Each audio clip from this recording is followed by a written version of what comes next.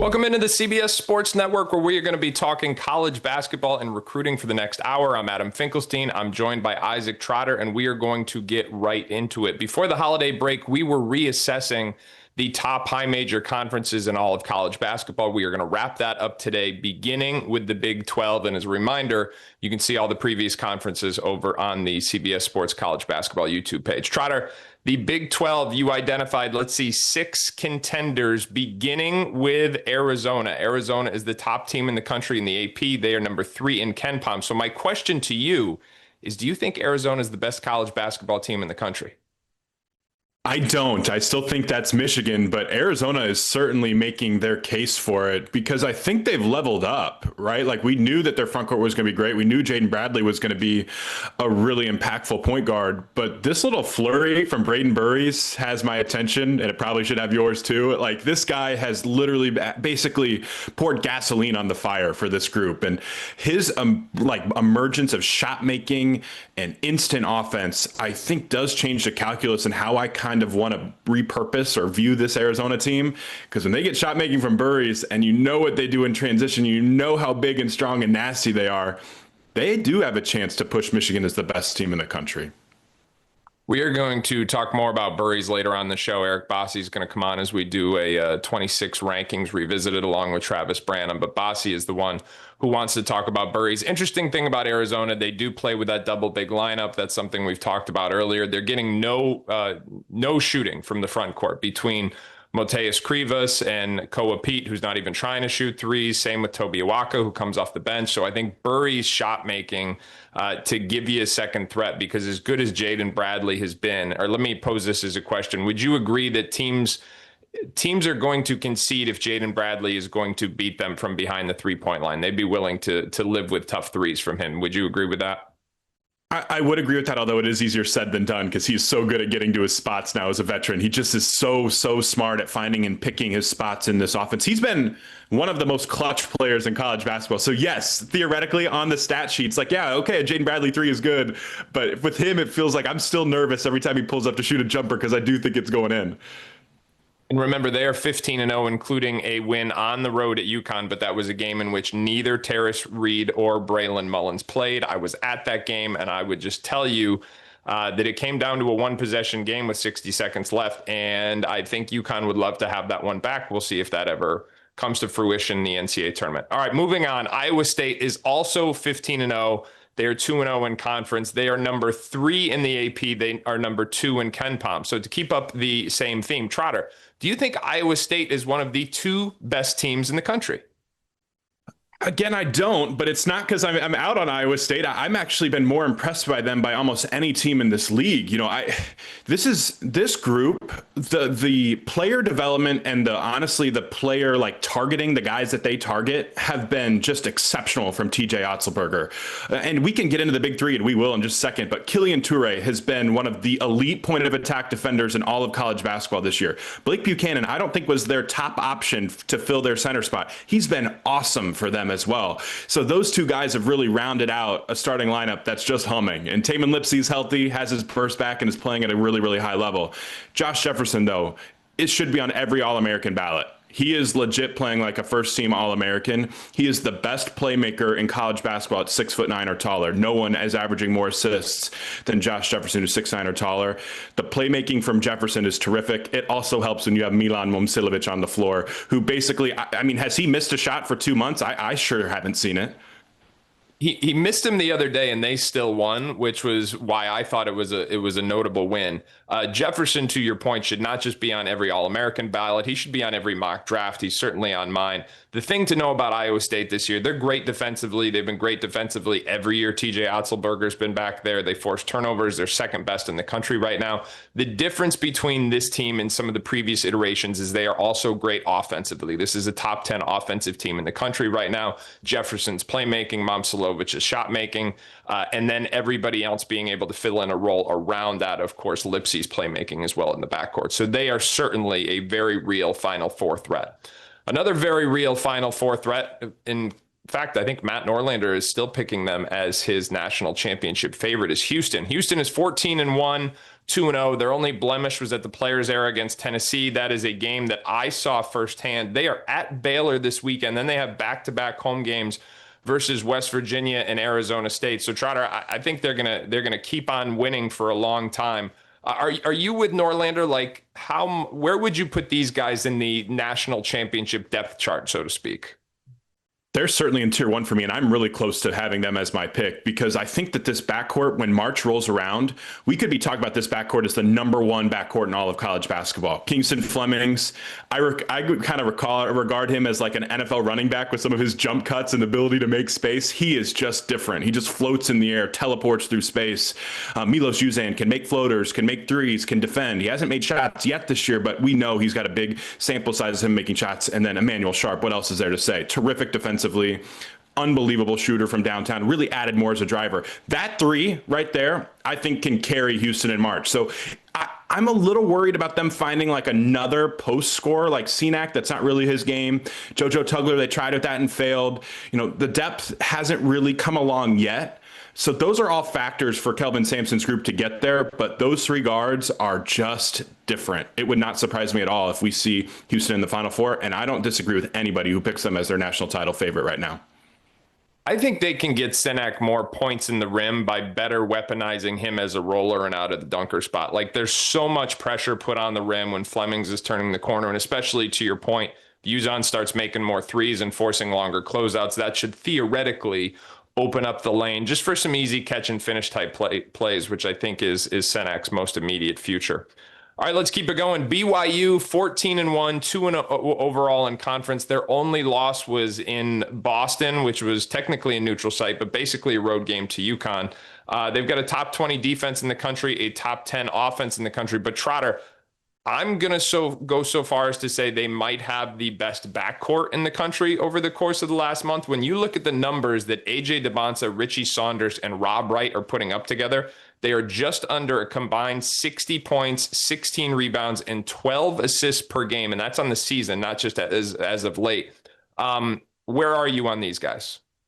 I love them. I think the thing I like with BYU the most is that their entire offense has no wasted possessions. It's either AJ gets a mid-post back down for a bucket. It's either Rob Wright and pick and rolls. They're running off-ball actions for Richie Saunders. They combine their stars, and it's those three guys every single time. There's no other guys that are coming in, no role players coming in and being like, hey, it's my time to shine. I'm going to come in and get 8, 9, 10 shots.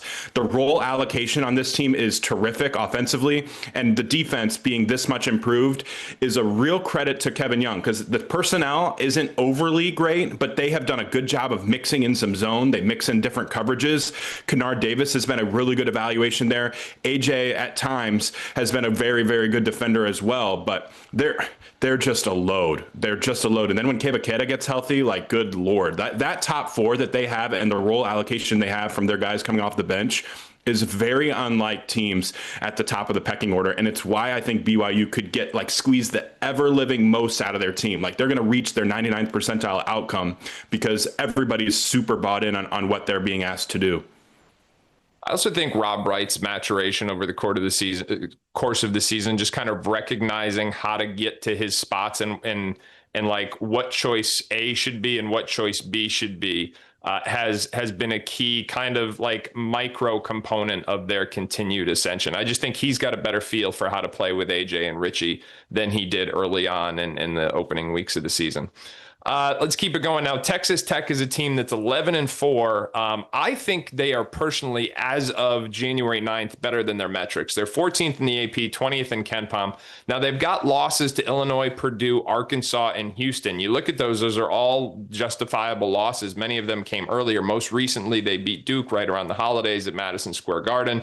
JT Toppin and Christian Anderson is good of a 1-2 punch as there is in college basketball. So, Trotter, my question with these guys for you is what is the key to them taking this to the next level and getting in the same conversation with the Arizonas, Iowa States, Houston, BYUs of the world? Because I think there's minimal separation there.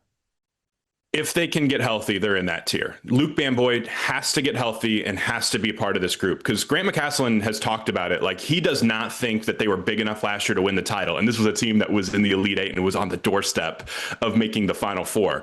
Bamboy, the transfer from VCU, is one of the elite shot blockers. If he can get healthy and start to get up to speed, that really changes the complexion of this team because their punch, their first thing that they do well, that Christian Anderson, JT Toppin pick and roll, might be better than what anybody does on the planet. Like, they have been unbelievable in the pick and roll so far this year. So that A+ thing that they do is terrific. But it's hard in this league to imagine Texas Tech actually winning the league and making a deep run if they're doing it with 4, 5, 6 guys right now. Like, that's what they're playing with. Bamboy has to get healthy. They have to continue to round out this rotation for them to reach the peak of their powers. All right. Now, you've got Kansas in the same category as these aforementioned 5 schools among the contenders. My assumption, without having talked to you about this previously, is that is based on a hope that Darren Peterson can stay healthy and that everyone else can acclimate to playing around him. Because right now, I think it's just been really hard for this team to find any rhythm. They don't know when DP's playing. And guys like Melvin Council are completely different players when he is on and off the floor. But break down to me your methodology for this one. Exactly what I was thinking. I think it's one of those, I just can't give up on a team that has a player that special as Darren Peterson. I just can't. Like, when he is right, the number, I think he has 136 points this year in 153 minutes or something stupid like that. Like, he has been one of the most efficient, dominant offensive players when he's been on the floor. And I think the personnel here is set up for them to be a really good defensive team when they can get right. Like, the Flory Badunga front line alongside Bryson Tiller is big and athletic and long, and Melvin Council is a complete dog. And Trey White has really become the best version of himself at Kansas. So there's a lot of different pieces here. I don't love the guard depth, right? I don't think this is the deepest team, but it's just really, really hard to give up on a team like this that's coached by Bill Self, that has a player as special as Darren Peterson. If he can get healthy and if he can stay on the floor and if he can play second halves and if he can close games, all of these different things, if that happens, Kansas is a contender in the Big 12 until proven otherwise. All right, the teams on Trotter's Big 12 bubble: Baylor, who's 0-2 since getting James Najee, Central Florida, Oklahoma State, TCU. The teams that Trotter says are out are Colorado, West Virginia, Cincinnati, Kansas State, Arizona State, and Utah. So you have a look at it there. The Big 12 has been arguably the best conference in college basketball so far. Maybe not much of an argument. Don't go anywhere. We're going to be right back here as we look at the ACC and reassess where things stand about 10 days in.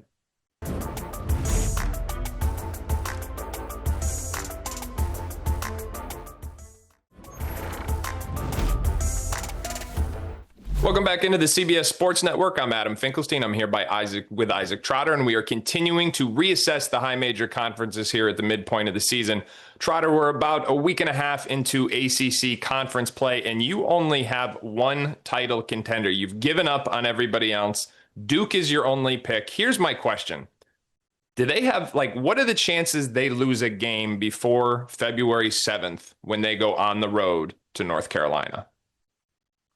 I actually think that they're a little more vulnerable than maybe the national perspective is on them. This is a defense that I think is still really searching.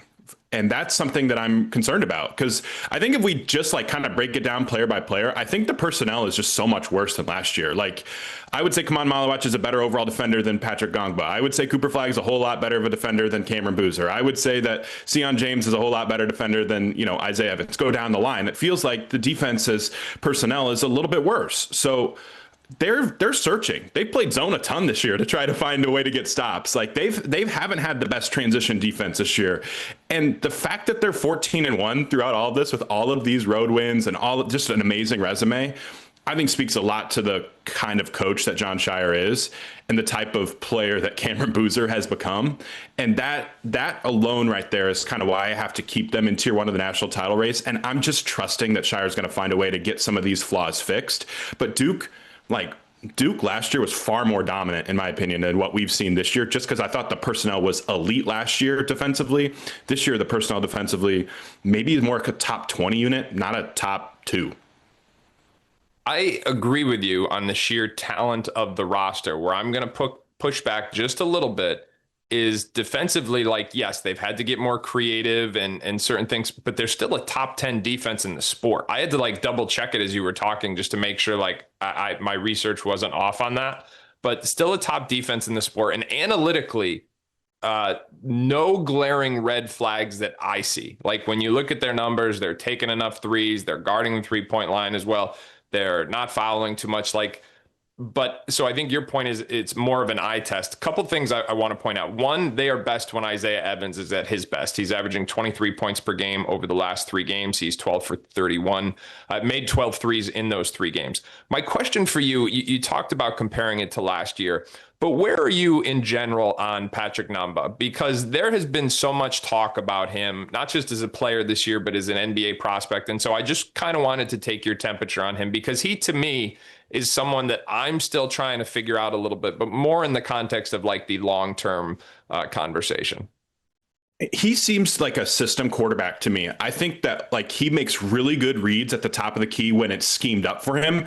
When it kind of breaks down into chaos, sometimes I don't trust all of his decision making. But for the most part, I think you're pretty happy with what you've gotten from him as an interior scorer. The defensive strides that he's made, kind of understanding his coverages a little bit more. IQ defensively has been up. He kind of makes plays out of structure defensively. I've noticed a lot better this year. So he's actually taken real strides, but he does feel like maybe their second biggest X factor moving forward because they can't be their best version without him becoming a dominant self. He left too many bunnies on the floor against Louisville. He made too many boneheaded fouls against Louisville. Like they need him on the floor to be their best version of themselves, I think. And his development and growth down the stretch has a lot. He has a lot to play for because I think if he puts it together, he could be a top 20 pick. I don't necessarily see him as a top 20 pick right now, but I understand the potential and why teams would be bullish on him in the late teens. Yeah, there's certainly a level of intrigue around him right now that I think is going to be a fascinating storyline to watch. You have 6 teams besides Duke that you have projected to make the NCAA tournament field. Tops among those is North Carolina. They got through the Seth Trimble absence well, but they're coming off a loss to SMU in which they gave up 97 points, which was the most they've given up all season long. My question is there more to make of that loss? Is that a warning shot across the bow, or is that just a one-off game that we can forget about? A little bit of a warning shot. I didn't really love how they couldn't stop straight line drives over and over again. I thought that defense would be a little bit more of a strength of this group. And I think it is. And it was just maybe a bad game. Caught SMU hot. That's a really talented team. We'll get to them in a little bit later. But defensively, North Carolina can't go where it wants to go without being a top 20 unit. I think they have the personnel to do it. Like Caleb Wilson and Henry Visar in the rim or in the paint is terrific. And both those guys are mobile and can switch and long and take up space. But, and I also think Seth Trimble's a really good defender, too. But it felt more often than not, SMU was able to find little options to pick at on those secondary guys. And so guys like Jaron Stevenson, guys like Kyan Evans, guys like Luka Bogovac, those guys have to find a way to be assets defensively if UNC wants to reach the kind of the precipice. And I think this is probably the second best team in the ACC. I love how they play with Caleb Wilson as kind of like that high energy, just rover, just feels like a winning machine, kind of what he drives. But they have to have this supporting cast just has to be better defensively if they want to really, really push Duke for the ACC crown. And I'm even concerned about their offense. Analytically, they're better defensively than they are offensively. It's going to be interesting. Seth Trimble's had back-to-back 20-point games. But how do you integrate everyone back in? We'll see how that goes. Virginia is another really interesting team. They're 13 and 2, 23 in AP, 17 in KenPom. So on paper, everything looks great. Got some losses that 3 OT loss to Virginia Tech, early season loss to Butler. Their best win, though, is probably NC State. They don't have any real resume builders just yet. I love the product on the floor and the analytics are good. But when you really dig into who have you beaten so far? There's we've yet to have that prove it game. Where are you on Virginia? They're an eye test team. When you watch them play, it's really pretty. And they have some real talent. I think Tista Ritter has been outstanding for them. I refuse to call him a freshman, even though he's labeled as one. He's a 22. He will turn 23 later this month out of Belgium. He's been terrific as a 6'9", 240 pass, dribble, shoot type of forward. But it's really, I think Ryan Odom is cooking with gas here with this backcourt. They got 4 or 5, maybe, and 5 guards, I think, that can all run pick and rolls. Chance Mallory's been awesome coming off the bench. Malik Thomas is a plug-and-play stud out of San Francisco. He's been really good. Sam Lewis, really good evaluation there. Dallin Hall has given them good minutes. Jakari White, when he's healthy, has been a flamethrower.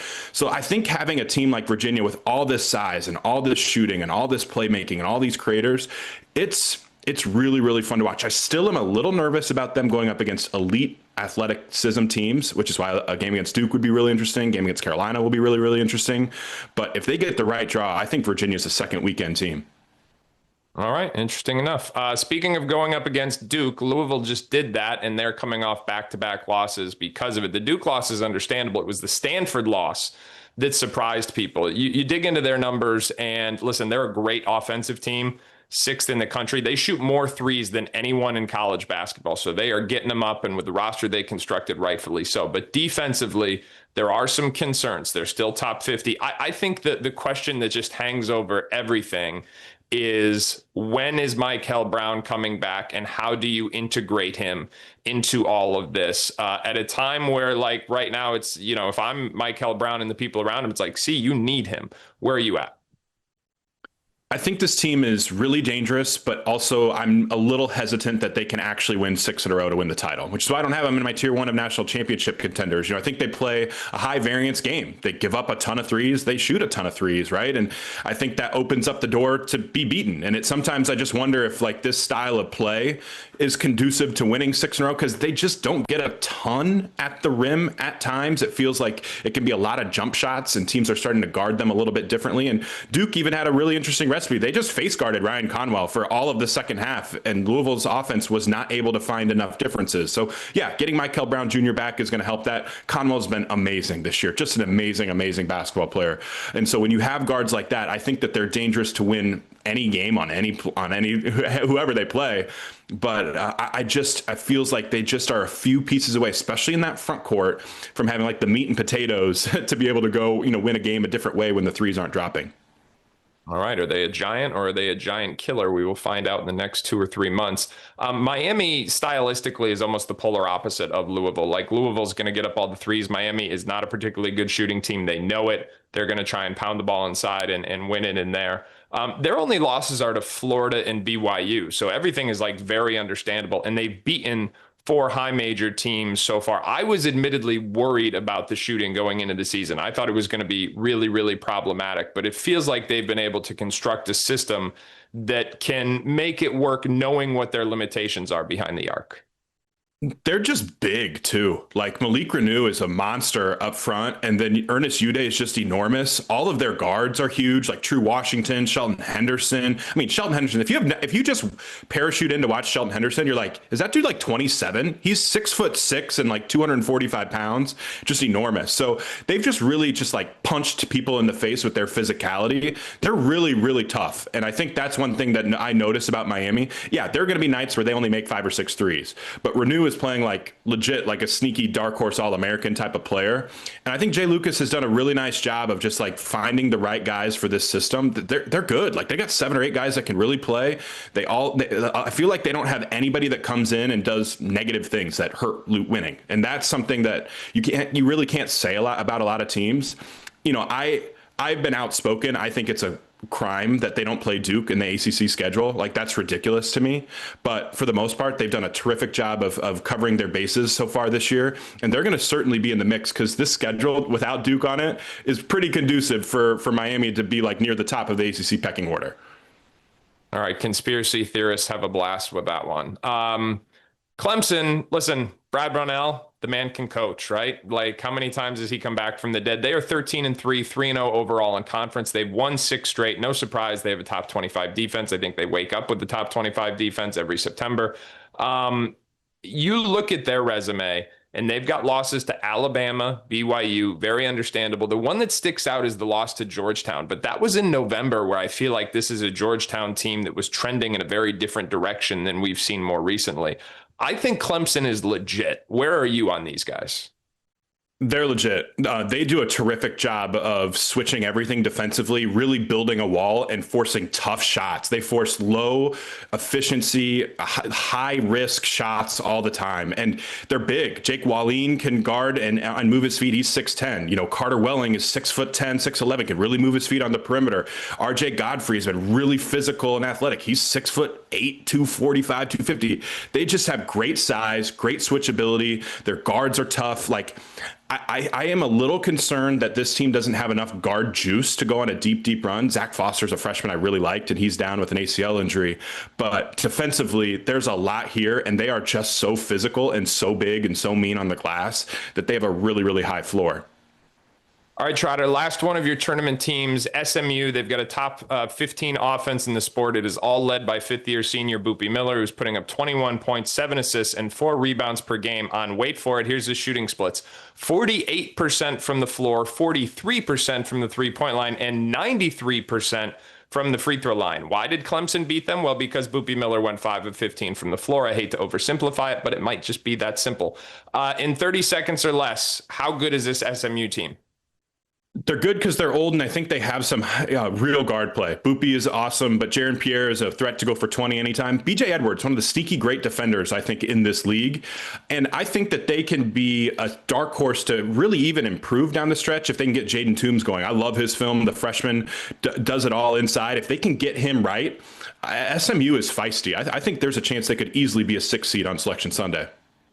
One final note on the ACC. I think the bubble is strong. You've got NC State, Virginia Tech, Stanford, Wake Forest, Syracuse, Notre Dame, and California on that. That's going to make for some ripe storylines as the season goes on. The ACC is in a much better place than they were last year. He's Isaac Trotter. Everybody check him out 24/7 and CBSSports.com. We're coming right back with Eric Bossi and Travis Branham as we're going to look back on last year's 2025 recruiting rankings.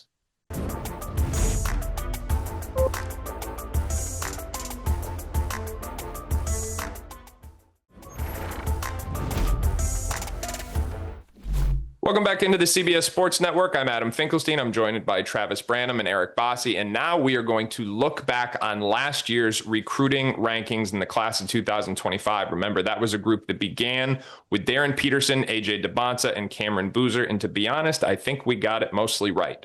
What we're going to do in this segment, though, each of us is going to talk about a player that we personally got right, as well as a player that we personally got wrong. As you look at this list, remember, our goal is to be the most right. When you are projecting a futures market, you know you're going to be wrong every now and then. But when you see Peterson, DeBonsa, and Boozer on top, we had sang it from the rooftops that those were the 3 players in this class that people needed to know. Some people thought it was only a DeBonsa and Peterson conversation. Boozer may be the best player in college basketball, so I think that point has been made. But fellas, let's talk about the ones. Let's start on a positive note. We know I'm a positive kind of guy. Bossi, who was the prospect that you feel best about that you were right on last year? I got to go with Braden Burries here. I think you guys know that I was a really big fan of him, liked him all the way through high school, but seeing what he did as a senior leading his team to a state championship, California scored 44 points in the state championship game, an all-time record. He beat 5-star after 5-star, Tyron Stokes, Nick Amenia, Brandon McCoy, Christian Collins along the way. I just knew he was going to be a stud at Arizona. Now, he did get off to a little bit of a slow start at Arizona. He only averaged 7.8 points, 1.8 rebounds, and 0.4 assists per game in the first 5 games and was only shooting 33.3% from the field. You know what he's been doing in the last 10 games since then, Adam? Tell me. I'll go ahead and I'll tell you. 18.8 points on 57.8% field goal, 5.3 rebounds, and 3.5 assists a game. And I think a very strong argument can be made at this point that he is, in fact, Arizona's best player. Wow. All right. I just want to kind of play off this one too, boss, because the other one that I think we got right is Koa Pete. You remember like the opening night of college basketball when he went for 30 against Florida, all the pundits came out and they're like, he was underrated. I was like, guys, he was a 5-star prospect throughout high school. He finished at 11. Like, we got that one right on the money too. All right, Trav, over to you. Who is the eval that you feel best about that you were most right on coming out of the 2025 class? Yeah, this is Caleb Wilson out of North Carolina. Exiting his summer, going into his senior season, he was a very polarizing prospect. And not only just within our team, like behind the scenes, we have arguments all the time. And not only was this a polarizing topic of conversation for us, but also with coaches. Like, this was a player who had a huge blue blood recruitment during the summer recruiting, or the recruiting window. And then exiting the summer actually got really quiet. However, he's one you had to watch in various settings to get the full picture of what he was capable of. And I thought with Knight Riders, when he made that switch, you really got to see what he could do defensively out on the court and just how big of a monster he can be and cover so much ground, defend multiple positions. But offensively, he was very inefficient prior in that summer. And then you see the skill set and how he continues to bud and evolve throughout his senior season. And credit to him, he was a player that, depending on the setting, with Knight Riders, he was a defensive monster. Then with his high school team, he was all buckets all the time. And he has meshed both of those aspects of his game and has become a serious star in college basketball and for North Carolina. Trav, I will admit the offense is way ahead of where I expected. I mean, just prior to the game against SMU, I think he had 6 straight games with 20 points or more. It was on this very show just about a year ago that you had him on. He was talking about his recruitment right before he made that announcement. I think it was a year ago to the day, actually, like this week, because it was right before Hoop Hall. And I remember him talking about wanting to be the man offensively. And I was kind of cringing. I was like, oh, don't do that. Don't do that. And to his credit, like, he's lived up to that. So darn good eval on that one. All right, my I told you so victory lap. Darius Acuff, Arkansas. Like, listen, guys, I've taken a lot of grief over the first few months of the season on this, but let me just read you some facts. These are indisputable. In SEC play, 27.5 points, 6.5 assists. He is on the one of 25 players on the Wooden Award mid-season list. He's tied for the most 20-point games by a freshman in Arkansas history, and it's January 9th.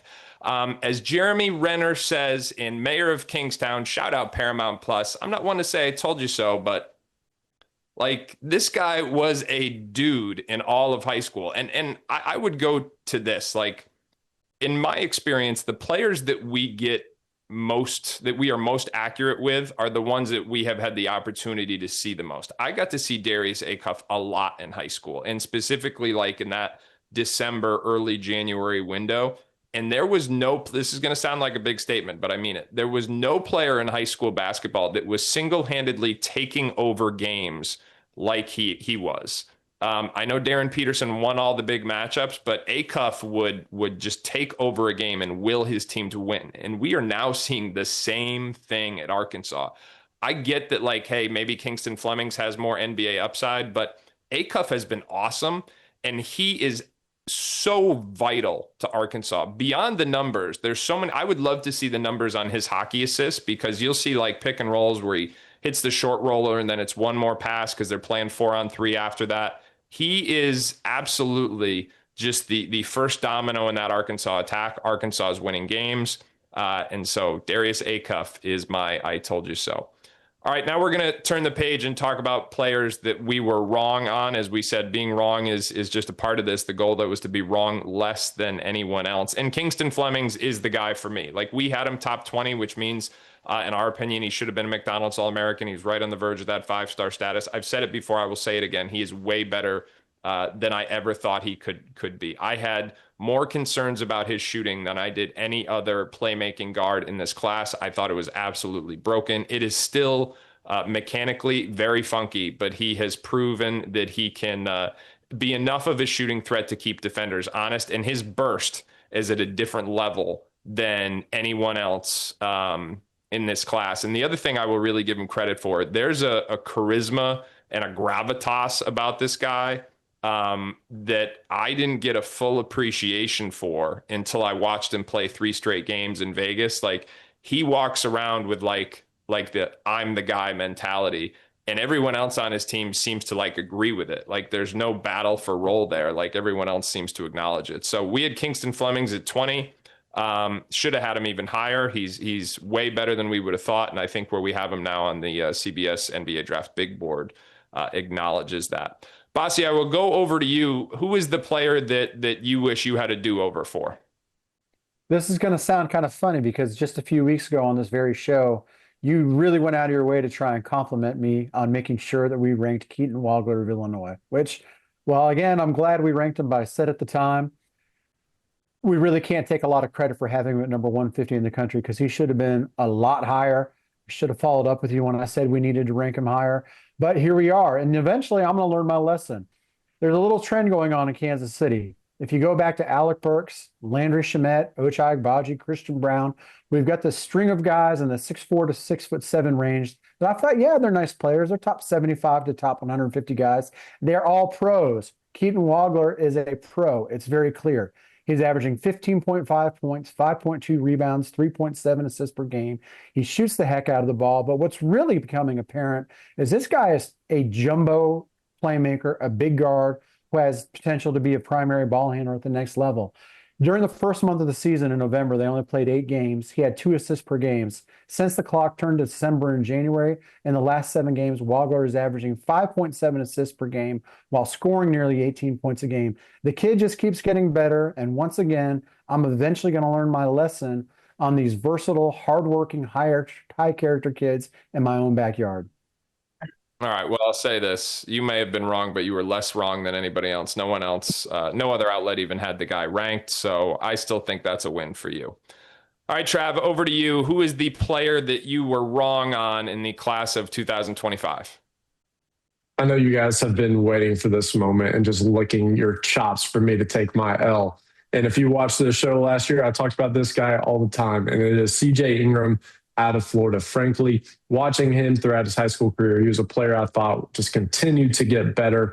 But what I love so much about him was how great of an athlete he was, how strong he was, how physical, and what he brought on the defensive end of the floor. And frankly, I thought he would be able to hang his hat on that for Florida this season. And frankly, he hasn't even played in the first 2 SEC games for Florida this season. If you watch his film, there's times throughout the course of the season where he just frankly looks lost, particularly on the offensive end of the floor. Now, I will say this. I'm not selling all my stock on CJ Ingram just yet. I do think that their backcourt problems is playing a bit of a role into this, as they frankly can't take Tommy Haug off of the court with how bad Boogie Fland and Xavier Lee have been throughout the course of the season. They have to have that scoring. They have to continue to own the paint with their front line. And so I think that CJ is frankly having to take a bit of a backseat, but still he is further behind than I ever anticipated heading into this year.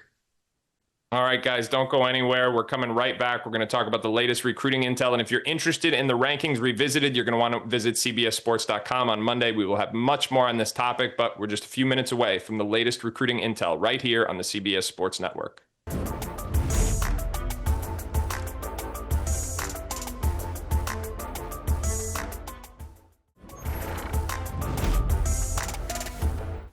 Welcome back to the CBS Sports Network, where I'm with Travis Branham and Eric Bossi, and we're going to break down the latest recruiting intel, the early signing period long behind us. Bossi, you and I were both in Phoenix last weekend for the Hoop Hall West. We got a chance to see Tyron Stokes, the #1 prospect in the country. It was a little bit of an up and down wild ride. My question for you, there's a lot of buzz about Kansas right now. He does have that Nike NIL deal, which everyone was previously saying, like, no, it can't be Kansas, they're Adidas. So my question, very simply, is the Kansas buzz for real? I think it is for real. You saw this when we were in Phoenix. Kansas was all that anyone who had any kind of knowledge, firsthand or secondhand about Stokes was talking about. There's been a huge talk that they've made a big run. I think a lot of that can be from the fact that he's at Rainier Beach, a place where assistant Kurt Townsend has tremendously strong relationships with. He recruited Jamal Crawford, who is an assistant coach there to Michigan and is very close to him. He's very close to the coaching staff there. And there's also a great relationship between the agent and Kansas. So also it's a situation where people really feel like for Tyron to reach the most success he can in college and beyond, he really needs someone who's not going to be afraid to get on his case and really demand excellence out of him.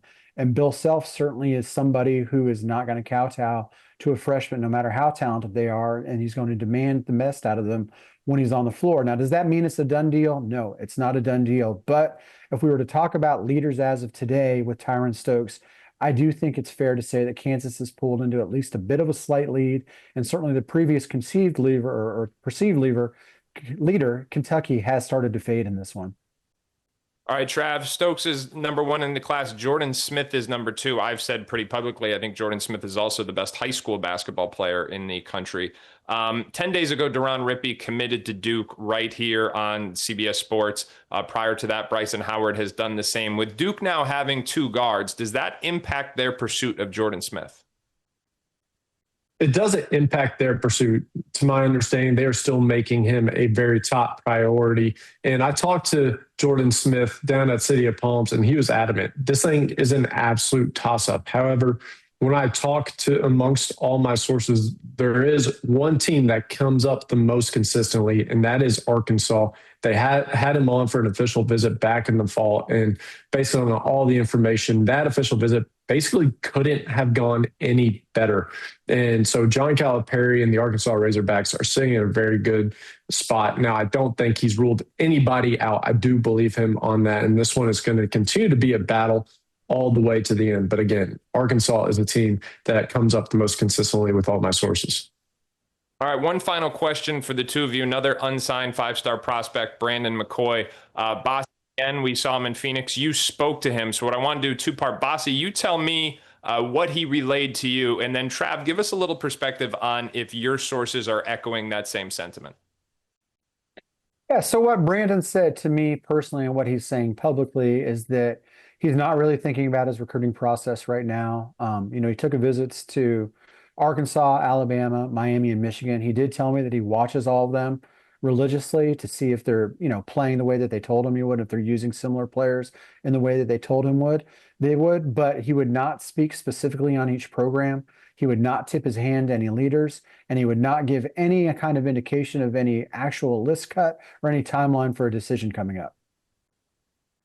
Well, what I've been hearing to add on to that is this thing is really boiling down to three teams, and that is Arkansas, Miami, and Michigan. As Bossi said, he's taken visits to all three. And one really interesting domino to watch here is the recruitment of Jordan Smith. I think if Arkansas does ultimately land Jordan Smith, and again, with Brandon McCoy, he's not in a rush to make any sort of decision anytime soon based on my information. I think this is one that's going to continue to bleed up into potentially into the spring. And so if Jordan Smith makes his commitment first and it does go to Arkansas, then I look very closely at Miami in particular, and then also continue to monitor what happens with Michigan. There was some rumors and talk that they could be fading in this recruitment a little bit. And as we know, Alabama already has Taurus Bowie committed to their program, and they are still very much the leader in the clubhouse to land Caden Samuels whenever he does make his decision. So that would make it for two wings already on board for Alabama. Hey, all right, Travis, I just wanted to add on real quick. Yeah. So I just wanted to add on real quick. Speaking of Miami, Jay Lucas did make an in-season trip by himself to Phoenix last weekend to see McCoy play, and you don't see guys making those type of trips if they don't feel like they have a really good shot with somebody. All right, great point. We will be back right after this for my final shot. You're watching the CBS Sports Network.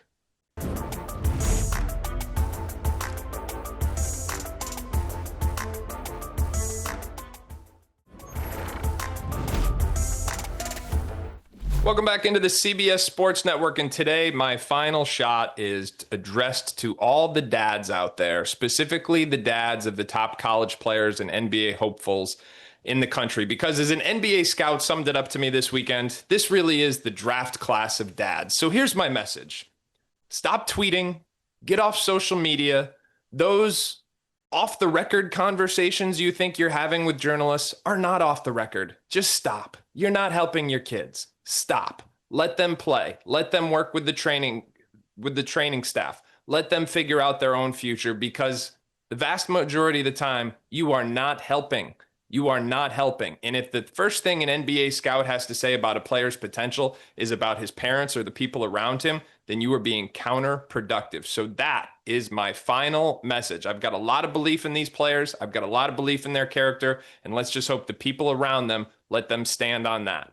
All right, everybody, I hope you enjoyed this show. You can check out this show as well as all the past ones over at the CBS Sports College Basketball YouTube page, as well as shows from my friends Matt Norlander, Gary Parrish, and John Rothstein. We will see you next week, Friday, 1 p.m. Eastern Time. Until then, we'll see you over on the YouTube channel.